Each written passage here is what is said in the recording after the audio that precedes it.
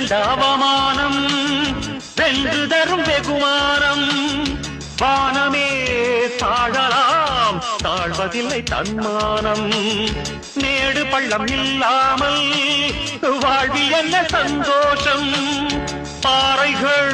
நீங்கினால் கோடைக்கில்லை சங்கீதம் பொய்மையும் பஞ்சமும் உனது பூர்வீகமே ரத்தமும் வேர்வையும் எனது ராஜாங்கமே எனது நடையில் உனது படைகள் போட்டிப்படுவே அடே நண்பா